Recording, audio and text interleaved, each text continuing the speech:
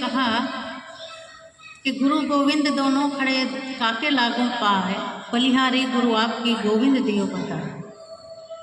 तो यहाँ शायद हमारा समझने में कुछ कन्फ्यूज़न है। कन्फ्यूज़न ये है कि यहाँ जो कवि हैं वो ये नहीं कह रहे कि भगवान से बड़ा गुरु है। देखिए शब्दों को आप समझिए, भगवान से बड़ा गुरु को नहीं बता रहे हैं।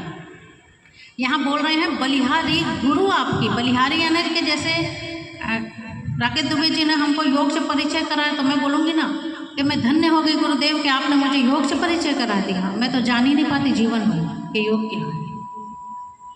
बलिहारी होना यानी कृतज्ञ होना, धन्यवाद ज्ञापन करना। तो ऐसे हम गुरु को धन्यवाद ज्ञापन करते हैं, बलिहारी जाते हैं हमारे गुरु के, जो हमारा सांसारिक गुरु है। कि आप ना होते तो हमें पता ना चलता कि देवों के देव महादेव कौन है, दयानंद सरस्वती कौन है, स्वामी रामदेव जी कौन है। पतंजलि योग लिख के चले जाते, अगर स्वामी जी ना होते तो हमको पतंजलि की पहचान कैसे होती?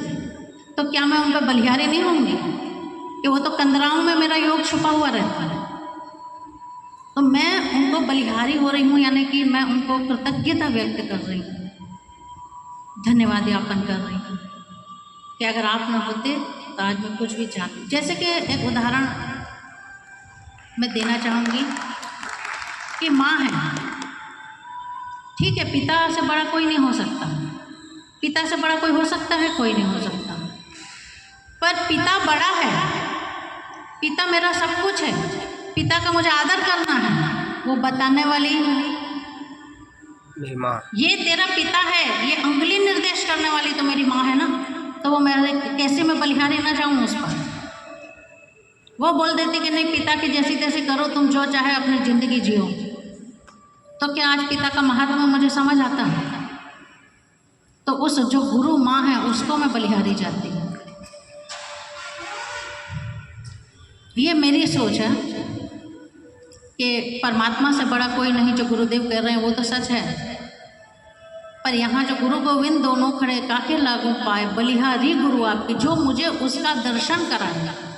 जैसे दयानंद सरस्वती ने मुझे वेदों का दर्शन कराया, तो मैं कैसे उनको बलिहारी नहीं जाऊंगी? क्यों कृतज्ञ नहीं होंगी? क्यों पैर नहीं छूऊंगी?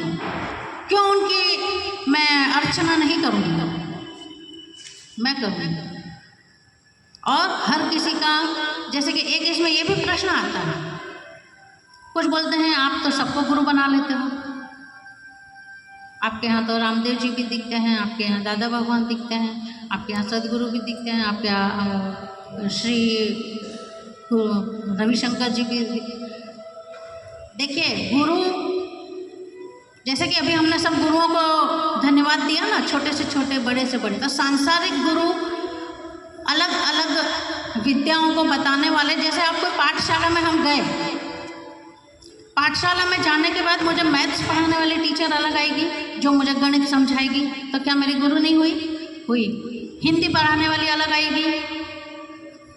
तो गुरु तो हमारे अलग अलग हुए ना, जो विषय का परिचय करा रहे। ऐसे संसार में अलग अलग ज्ञान देने वाले अलग अलग गुरु, पर आध्यात्मिक गुरु एक हो सकता है। आध्यात्मिक गुरु यानी जो आपकी आत्मा का गुरु है और जो आपको आत्मचिंतन पे मजबूर करे कि मैं कौन हूँ, मैं क्यों यहाँ आया हूँ, ये जीवन क्या है, वो आपका एक हो सकता है। पर सांसारिक गुरु आपके अनेक हो सकते हैं, इसमें किसी को कोई शक है? और अगर मेरे विचारों से आपको ऐसा लगता है कि नहीं ऐसा नहीं, ऐसा भी हो सकता है, तो मैं आह्वान करती हूँ कि आप भी अपने विचार व्यक्त करें, क्योंकि ये संगोष्ठी है, इसमें प्रवचन नहीं है कि मैं बोलूँ और आप सुनें। हो सकता है मैं यहाँ से कुछ ऐसी बात बोली हूँ कि आप मन में लेके जाएं और फिर मन में बोले अरे वो तो ऐसा, तो हमको तो समझ आया। तो यहाँ बिना समझे किसी को आज नहीं जाना है, बिना समझे मन में लेके चले गए और फिर घर में जाके अपने पति से, बच्चों से बड़बड़ा रहे हैं कि वो तो ऐसा नहीं। नो, आज पूरा समर्पित होके जाना है। आप बोलो, आप क्या चाहते हैं, आप क्या समझते हैं गुरु को? नहीं बोलना है? अरे बोलो ना भाई। अगर सच्चे शिष्य हैं तो आपको समझना पड़ेगा गुरु क्या है। आपके अनेक गुरु को मानने में दो भाग कर लेते हैं हम, एक अनेक गुरु को मानते हैं, एक केवल बोलते नहीं एक ही गुरु। तो आप क्या चाहते हैं? आप क्या बोलते हैं? चले अनेक गुरु वाले कितने हैं कि सबको मैं गुरु मानूंगा,